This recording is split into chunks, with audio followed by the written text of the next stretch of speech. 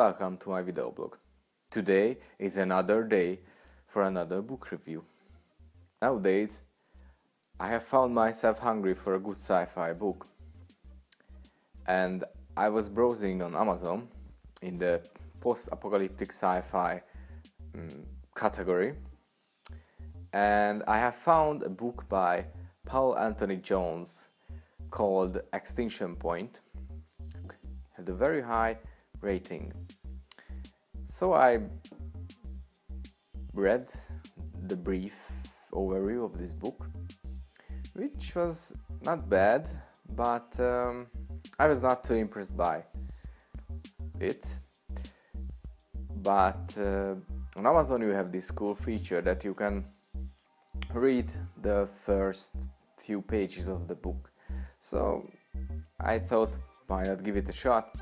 So I started reading and I have found that I cannot put it down. So when the sample reading was finished, I immediately bought the book because I wanted to know the story, how the story continues. So the book is about a reporter called Emily, and she is working in New York. Her days starts normally. She sees on the news that some kind of a strange phenomenon happening throughout the world, some kind of a red rain, like blood raining from the sky, happening all over the world, starting with the most east countries. She sees that the blood rain reached New York also, and yeah, it's like really like blood. It's very strange looking rain and immediately dissipates from the air. Strangely, a lot of birds coming down, half blinded, and seems to be dead by the rain.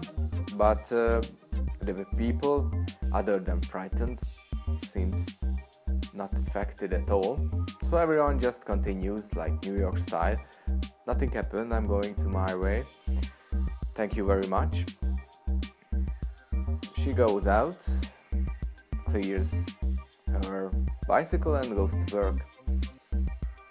But after a few hours, reports coming in that people started dying in a very horrible way in east where the rain started. And everyone is really frightened because they are just waiting to die, because it seems that there are no survivors. And sadly, they are start dying one by one. And understandably, there seems to be a bit of chaos in New York because of this. So Emily runs home and closes everything and waiting for something to happen. Interesting thing was that I cannot put the book down. There was no downtime, but it was no too hasty either. So the tempo of the book is like excellent in my opinion. They behaved, and I think it's very hard to write a good character to behave in a sensible way in a very, very unsensible situation, because we can only imagine what would happen in apocalyptic settings, because it never happened and will never happen.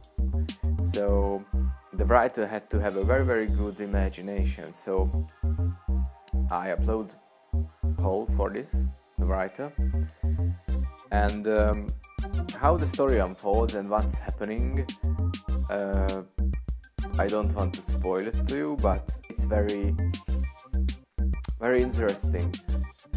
Everything happens in small steps, and what's happening is a kind of an alien invasion, but in a very non-standard way. So it's not like grey Martian people coming with guns and we are fighting with them. I have never seen a story like this. I never read a story like this, so it's refreshing to read something like this. It also strengthens that the writer has a very good imagination. So it's a saga.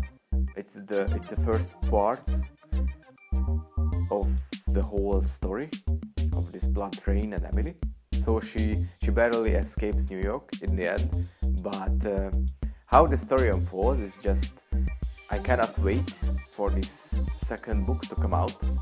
This book was published last year, so it's a very fresh book, and the new book will come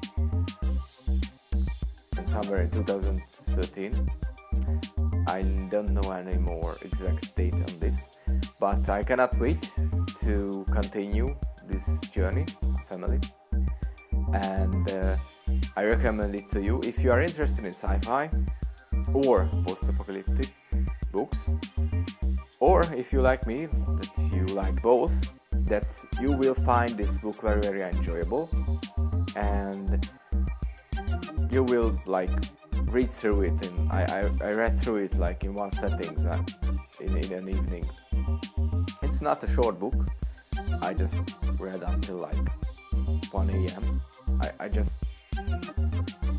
I did not feel the time going, so yeah, I was kind of sleepy next day, but it was worth it. It was worth it. I could not sleep without knowing what happens in the story, without reading the whole book. It was that good. So I highly, highly recommend it to you.